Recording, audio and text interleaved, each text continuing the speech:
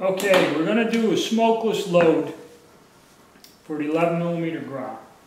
And we're going to try out this Cast Bullet Engineering 11mm gras heeled bullet. Now, what that is also called is the 2005 bullet for the gras, and it was designed by a man named Jean-Pierre Sedent. He's a shooter in France, and he came up with this bullet design and made a drawing. Somebody seen it, requested his permission for his design to be replicated by Cast Bullet Engineering in Australia, and it is a standard stock item in his catalog. That's where I got the bullet. Now this bullet, like I explained in the other thing about reloading, it's heeled. So it's about 446 on the heeled end and comes up to a band that I said was 453. So that should engage fully into the rifling or the groove diameter of the gras. Now, the only problem with this is, bearing in mind those diameters, most of your gras reloading dies, like the set I have, are designed for a 446 thousandths bullet. So this 453 won't fit up into the seating die, and also you can't crimp it, okay, because it won't go up into the seating / crimp die. The hole in the back is not that big. It's probably a few thousandths, so 446, say they take it 448, even 450, you're still 3 thousandths undersized and the bullets get stuck. So that's the first problem you're going to run into. Now, what I've done, and in a nutshell, real quick, what I'm going to do is size the brass, okay? And then you take the expanding plug and just barely get it, because I crimped these. This is once fired brass. And you kind of get it to where it pushes the crimp out a little. Then the bullet should very gently press down into the bottom of, until it seats against that ring, that larger diameter driving band. But now you got to crimp it. So how do you crimp it? You can't crimp it in a proper gras die. You can't crimp it in a Mauser die or anything, even if you made one of those seating dies. So what you do is you get your set of 4570 government, your Lee 3 die set. And I'll explain to you a modification that I made. Now the reason we go with the 4570 die set and only Lee, an RCBS or something, you can't do it, is in J.S. Wolf's book. He explains that the Lee seating crimp die out of their set is the only one that has that proper tapered crimp for the old 4570 black powder cartridges that's in here. And also most 4570s use a 458 diameter bullet, so we can get the bullet through the hole. But the case of the gras is way bigger in diameter and it's necked. So you've got a problem. A normal die, it won't go in. So I had to bore it out. So what I've done is I put it on the lathe, and I hope you can see, and I bored it out. Now, what I did is I bored it out, and it's hard, and it was difficult on my little bench lathe. That larger lathe at work, I could have whistled right through this. But I bored this out down here to 556 thousandths roughly, and that will allow the wider lower section of the gras case to get up there, okay? Because whatever it was, the 4570 is a straight case, and this is much wider at the base. So to get up in there, you got to bore it out. Now, depth-wise from the base of the die, I bored in 1 inch 315 thousandths in to give me plenty of room. You kind of want to go a little deeper, because when I talk about resizing, when I made my neck sizing dies, I'll explain why. You go a little deeper so you have room so it won't bite into the shoulder section or damage your brass. Okay, this is Bertram brass, $5 a piece. So if you make a mistake or something, it's a $5 bill every time you screw up. So you're going to need to make one of these to accomplish this. Okay, so we've established what bullet we're using. We'll go back to the bullet. And all I've done is I've taken that bullet out, used Lee Liquid Alex, okay, or Alox, however you want to call it. I got tubes of them. And then what I did, if you've seen, I put it on heavy and just shook it in a little bucket, like, you know, look up the instructions, until I started getting the stuff in the grooves, the grease grooves. So I put a heavy amount of that, just straight lube, you know, in a little, I'll go get one. You know, these little gems, okay? If you buy the sizing dies, I got like 10 of these bottles of this stuff. So I might as well start putting it to use, or give it a try at least. I didn't cut it, I didn't add furniture polish or anything in there. I want it heavy, okay? So what I did is ran it under hot water, made it a little bit looser and more pliable, and then I put it in there till, like I said, you start seeing that stuff fill in them little lubricating grooves on the bullet. Okay, then I let them dry. They're fairly decent. They're not too tacky or nothing. They're a little gummy, but that's just the way this stuff works. So now that's all I did. Cast the bullets, didn't size them, lubed them with the liquid lube, tumbled them, let them dry a day or two, and we're ready to put the bullets in. Now, in it, like I said, the basic thing is we're going to size the brass. We're going to just expand the neck a little so this will press down, and then we got to use our special crimp die that I made from the 4570 to finish this project. Okay, so sizing. Now, here's the thing. I am using Bertram brass. Okay, this is what I'm using, Bertram brass. Now, this stuff is exactly to spec. Lengthwise, the head, the diameter, the rim, and all the other stuff. So if you go that route, I know a lot of people form this from, I think, 348 winches. There's a type of brass that a lot of these cartridges are formed from. And there's nothing wrong with that. And I believe that this technique, if you're using that formed brass from a different caliber, should work out okay for you. Now, the thing about forming it is the head and the rim, the dimensions are a little off, but not too terrible. I mean, it's usable. And the only other thing is, when you do form the brass, the case is going to be shorter. Now, the only time that'll hurt you is with black powder, it limits your capacity for more powder, okay? With smokeless powder, that shouldn't matter, and being back a little bit in the chamber, a couple hundred thousandths, probably shouldn't matter either. Okay, so you should be able to get results forming gras brass out of something else. Okay, so on to the next step, but probably you're still going to have to use this crimp die and make one. So, like I said, I'm going with the Bertram brass. Now, another thing about it, the Bertram brass, is you're going to have a special shell holder made by CH4D, and they are available at Buffalo Arms Company. And it's a large one, and it's got a number 11. You have to go look on their website. They were sold out for a while. I had to make one of my own that I'm using, but I got it anyway, the store-bought one.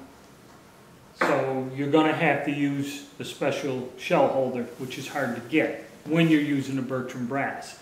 If you're forming it from, I think it's 384 Winchester or whatever, you can easily get a shell holder that'll fit that rim. Okay, that's not a problem. Okay, so now we go to sizing our brass. I have some once fired brass here, and you run into a problem with what is called lube dents, okay? Alright, what lube dents are, if you look on these two pieces of brass here, up towards where the shoulder is, there are them little dents in there. And what that's from is from the lubricant and air being trapped when you run it up the full length sizing die.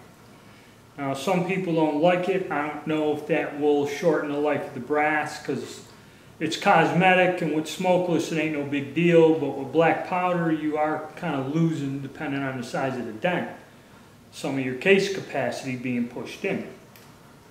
And when you fire them, it irons them right out. But I don't know if that'll wear the brass out or whatever, and a lot of people don't like it.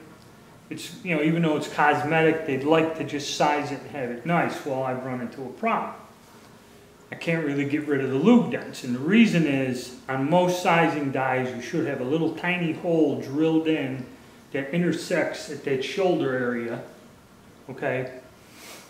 And when you go up, it'll let the air escape, so that won't happen. Well, the dies don't have it. A lot of the older made dies, or the CH4D, the older ones don't have it. And even with the Snyder dies I got from Lee that have the hole, you still, if you get a lot of lube on there, you're going to get lube dents. Okay, hole or no. So it's a tricky game of trying to get the proper amount of lubricant so you can size without getting the brass stuck. Like I said, at $5 a piece, it's a nightmare. And trying to avoid the lube dents.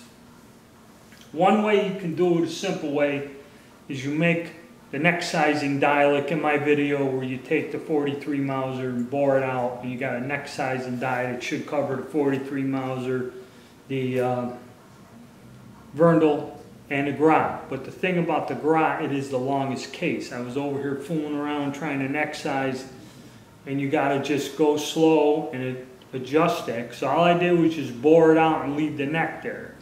I should have chamfered the end or tapered it, because what happens is when I get down too low, that sharp end will hit the shoulder and compress the case, actually crumple it down. So you don't want to, you got to be careful if you're using that die that I showed you how to make. I used it on the Verndl, and that's how I got away with getting rid of the lube dents, was just neck sizing. With the gras, it's a little tough, okay? So let's look at the lubricants I was using, case lubricants. One popular one is this Hornady One Shot. Do not use this, okay? For pistol cases, I used to use this like crazy. You just spray them, let them dry, run them in a progressive reloader, never had a problem. It does not work well on rifle cases with a neck. I sprayed it on heavy, thick, whatever, and I mean, they just start binding up about halfway up. Don't use it. Another type is a Royal Case Lube and Dye. This is an aerosol. When you spray this, it's like a heavy oil, has a smell to it, real nice. And I recommend you use that with a lubricating pad. What you do is lay the brass on the pad, spray this, and then roll it on the pad to get an even coating of this. But it is thick and heavy. And no matter what, you know, it's a little bit trickier. You got to adjust the amount to make sure you go up, not get stuck 2/3 of the way up. It'll still leave the dents. Okay, and then this stuff has to be wiped off with a rag. It leaves a residue. It is oil. So, the best is the Imperial Sizing Wax. This is some of the best stuff. Imperial Sizing Dye Wax. This is like a paste. You rub it on, and once you get it on your fingers, you can just barely do a light coat in that. But the stuff builds up in the dye and will cause lube dents. This is probably the best that there is. So what I'm going to do is probably go on with the Imperial. I didn't like the neck sizing. I ran into a little trouble with it. I'm going to use the Imperial and take the dents as they go. And hopefully I'm working on a way to get around that. So, our first step, and I'm going to go to it, I'm going to, go sizing. I don't think you need to see it. It's just standard. You put it in a die, lubricate it, size, and deprime the brass. This is going to be our first step. So I'm going to get 20 pieces done like that, and then we'll go on to our next step of the reloading. Okay, be sure when you are done to wipe the excessive case sizing lubricant off your brass. Okay, it's kind of important. I mean, the stuff is good, it works good with these, and actually if you toy with it and get it, this one doesn't have a lube dent in it. And I found that if you you get one or two up in there, and you make sure this neck area of the die's got some lube in it, and you put it below the shoulder and put a light coat. It may stick a little on you, but you can get it, finagle it to where half of them don't have lube dents. Okay, the next step, okay, I'm not going to show it to you. Clean out the primer pockets and then reset a primer. Okay, everybody should have their own way of doing it and should know it. I don't have to waste time on a video showing this to you. But that's what we're going to do next, and then I'll come back once that's done. Now we're going to go to where we expand the neck, and this is just a basic expansion. We'll take one of the sized pieces of brass, and as you see, the bullet ain't going to go in there. Okay, it's about the same diameter. I believe that's new brass. That's the once fired size brass. Don't want to go, so you want to flare that just a hair. So you got your expanding plug die and this. You run it up and you run this down till you feel some sort of resistance, and you just keep going back and forth and adjusting it until the bullet drops down in there.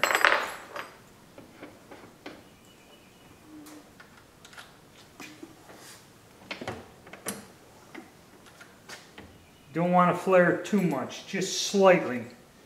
So go very slowly and make small adjustments until and keep trying to fit your bullet. This plug is weird. It has a spacer in it. Trying to feel where. Okay. Hair there. Let me see. Let me try it again. Yep, see there? Just get it to where it just barely breaks the edge. And then this bullet goes down in there to the step. Okay, you also, well, you're going to seat these by hand. So now that we've expanded this, we've got to the point, that's where the bullet's going to sit. Now you just got to crimp it, but see, it's loose. The rim, or the edge of the neck here, is a little bit tighter. And once you just barely break that bullet will press down in there. But the problem is now, it can fall out. If you just leave it in there like that, probably it can shake loose, like it just almost did. So that's where we want to go. We have the brass sized, primed, and now we just barely hit it with the neck sizer, and where we can just slide the bullet in, slip fit. So we'll adjust this here, lock it down. We'll run the rest of these up. That one went a little. Let's see where this is. It was the new brass. It was a new piece of brass, so that may have to be adjusted a little more. I had one new case that's unfired in here.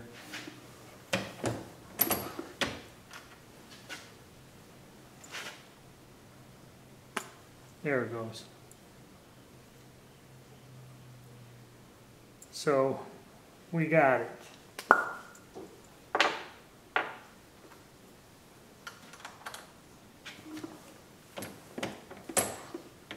And keep a bullet handy, you know, test them.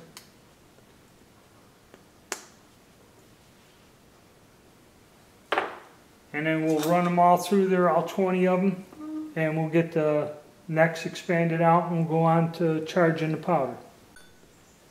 Okay, now we're charging the powder. We're going to give that accurate 5744 another shot here. Now, where I came up with the load. Like I said, Bob Shell, in the other video, Bob Shell had some load data. I went online to loaddata.com and start with loads for the Springfield trapdoor less than 1800 psi, and you should be safe. And a 405 bullet, which is 10 thousandths lighter, it's telling you the high end is 27 grains of this, about 1400 feet per second. Now that's the high end for a trapdoor. So I started with the 27, so 27 in that. Now, you know, the condition of your gun, the type of bullet, the alloy, all these factors are always start lighter. 30 grains for all of these 11 millimeters with a bullet ranging from about, say, 375, looks like a standard decent load. But like I said, this bullet diameter is bigger and it's going to engage the rifling tighter, so you got to kind of, you don't know what results you're going to get. So you start low at what you believe is safe. You do not want to go over 1,500 feet per second. Use that as a safety factor. Take your chronograph. If this first load is like, if I get 1.5 whatever, you stop. Stop, pull the ammunition apart. It's too fast, too much. It's not good. If it's like at 13 or 14, then it's a good start. And then you try to go in a half grain at a time until you get it to where your deviations and everything are nice low numbers and your accuracy. Now you could go and find a bullet that doesn't get close to the 1490 or 1500 feet per second, like, you know, historically accurate ammo. But it's accurate, even though it's, say, 100 or 150 feet per second or even 200 feet per second slower. If it's accurate, comfortable to shoot, and doing well, leave well enough alone. See, this is the gray guess area of fooling with this stuff. And you can screw up bad with smokeless powder. Double charge, you know, misread the scale. So safety is paramount. And take your time, start with a low charge, and work your way up. And if I tell you, well, you know, I found this load, it's great, say, with X amount of powder, do not just go and try to replicate this without working your way up to it. Okay, like I said, there are a lot of factors, a different primer, a different case, a different bullet alloy. Okay, even if you're using the same mold, if you use a different alloy or a lubricant, it could make a difference. So, safety first. Alright, so I'm charging these and I'm almost done. Now let me get these charges and check them, and then we'll go on to the next step. Pretty straightforward stuff here. Okay, all powder's charged. Take a flashlight and we do a safety check. We look down and make sure that we don't have anything that is a lot more fuller than the other, which we do not. Okay. Now, generally in the past I used to put a little wad of Dacron on top of there. Some people do, some people don't. Some people have told me it makes no difference, whatever powder you're using. I did not in the other one, and I did not see any very wild swings in pressure or in velocity. So we're going to skip that just for ease. If it's not necessary, why do it? Now, we take our bullets that are lubed, ready to go out of the bucket. And all we do is take them and supposedly press them down in. Yep, just like that. Just set them in there. Should go in just with finger pressure. I don't know if I gotta pick each one up and do it. Yep, there we go. So sit here, and this is our seating. The healed bullets just seat right in there and go right up to the band. That's all you got to do. No seating die adjustment or nothing. So I'm going to sit here and get these all capped. It's going to take a bit. No need to watch it. All right. Now for our final stage. Like I said, we got the cases primed. We push the bullet down. The healed end of it's down inside the case. Now you're asking, how does all this work? Well, if we take the calipers and measure the brass at the very end of it, it comes out to 467 thousandths, where our bullet, that big band, is at 455 thousandths. So what we have to do is make a die that passes the 455, but yet crimps the brass down. So, henceforth we took the 5070 seating crimping die out of a lead die set and bored it out. I think you can see that. So the gras cartridge will fit in there. So, like anything, we don't need to seat the bullet. The bullet's already seated. So you don't have to use a seating die or a seating plug. We still have to crimp the bullet though. So we're going to screw this down until we start to get some resistance. Alright. And then give her a twist. And you feel it hit and crimp a little. Okay. So now we take it. Ooh, that was good right on the shot. Even if it turns around a little, it spins in there, it's fine. As long as you cannot pull it out. That's all we want to do. Just a fine little squeeze that back, and I'll measure it.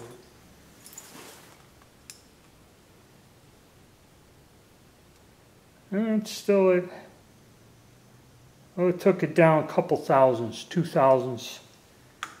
But it took the flare out. And the bullet is crimped in there. Let's do another.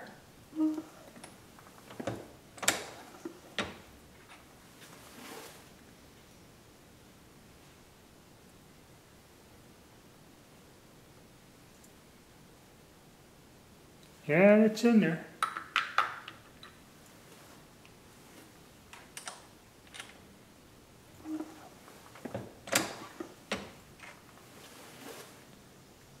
And that's it. Now your ammunition's crimped, fixed, ready to roll. Won't come loose.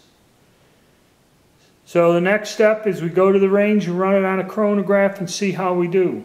I might not be able to do that for a week or so, but I hope this gives you some insight on how to use that healed bullet. You might have to make your own die. You know, if you don't have a lathe, I don't know what to tell you to do. But that's how I'm taking a shot at it. So stay tuned, and in a couple of weeks we'll probably have some results on this.